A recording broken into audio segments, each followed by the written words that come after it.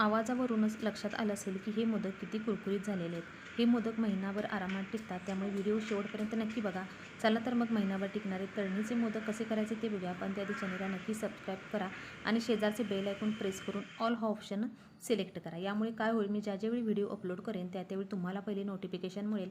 त्यामुळे चॅनलला नक्की सबस्क्राईब करा. चला तर मग रेसिपीला सुरुवात करूया. इथे मी 1.5 वाटी कणिक घेतलेली आहे. आता यामध्ये 2 चमचे तूप घालून हे तूप कणकेमध्ये थोडंसं मिक्स करून घ्यायचं. आता यामध्ये चवीपुरतं मीठ घालून पुन्हा एकदा सगळीकडे मिक्स करून घ्यायचं. तूप कणकेला सगळीकडे लागलं पाहिजे, अशा पद्धतीने चांगले 2 मिनिट मिक्स करून घ्यायचे. आता यामध्ये थोडं थोडं पाणी घालून घ्यायचं आणि याचा घट्ट गोळा बनवून घ्यायचा. पाणी एकदम घालू नका, लागेल तसं थोडं थोडं पाणी घेऊन याचा घट्ट गोळा बनवून घ्यायचा. अशा पद्धतीने ते गोळा बनवून झालेला आहे. आता या पिठाला वरून थोडंसं सगळीकडे तेल लावून, तूप किंवा तेल लावून घ्यायचं. मी तर तूप लावून घेतलेलं आहे. आणि आता हे तूप सगळीकडे असं लावून घेऊन एक पीठ हे 10 ते 15 मिनिट मुरण्यासाठी असं झाकून ठेवायचं. आता इथं मी सुकं खोबरं घेतलेलं आहे. जर ओलं खोबरं घेतलं तर वास कोमट येतो, त्यामुळे सुकं खोबरं घेतलं तर हे मोदक महिनाभर टिकतात. आणि मिक्सरला असं हे सुकं खोबरं बारीक करून घ्यायचं आणि ज्या कढईमध्ये आपण सारण करणार आहे त्या कढईमध्ये हे काढून घ्यायचं. आता अशा पद्धतीने मी दुसरं देखील म्हणजे राहिलेलं सुकं खोबरं देखील तेच देखील बारीक करून घेतलेलं आहे. आता यामध्ये चवीनुसार मीठ, इथं मी 3 चमचे साखर वापरलेली आहे आणि पाऊण वाटी गूळ वापरलेला आहे आणि थोडीशी वेलची पावडर. आता हे थोडंसं मिक्स करून घ्यायचं आणि आता ही कढई आपण गॅसवर गरम करायला ठेवायची.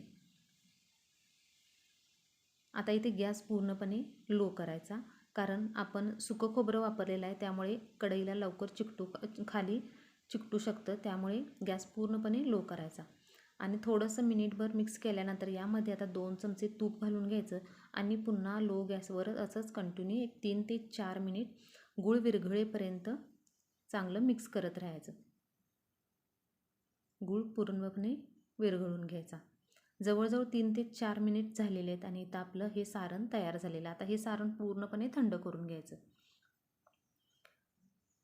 आता इकडे जे पीठ आपण मुरण्यासाठी ठेवलेलं होतं ते देखील एक साधारण मिनिटभर आपण हाताने याला पुन्हा एकदा कुस्करून घ्यायचं. इथं पीठ एकदम सॉफ्ट झालेलं आहे आणि आता या पिठाचे छोटे छोटे गोळे करून घ्यायचे. गोळे एकदम मोठे नाही करायचे, छोटे छोटेच गोळे करून घ्यायचे अशा पद्धतीने. आणि या कणकेला थोडंसं पीठ लावून याची छोटी पुरी लाटून घ्यायची. जास्त मोठी पण करायची नाही, जास्त छोटी पण करायची नाही, मीडियम साईजची पुरी याची लाटून घ्यायची. आणि यामध्ये आता थंड झालेलं सारण भरून घ्यायचं. साधारण मी इथं 2 चमचे सारण घालून घेणार आहे. सारण घातल्यानंतर अशा याच्या मोदकाच्या कळ्या पाडून घ्यायच्या अशा पद्धतीने. आणि हे मोदक महिनाभर आरामात टिकतात. जर ओलं खोबरं वापरलं तर वास कोमट येऊ शकतो, त्यामुळे सुकं खोबरं वापरलं तर याला महिनाभर काहीही या मोदकाला होत नाहीत. आणि अशा पद्धतीने याचे मोदक बनवून घ्यायचा.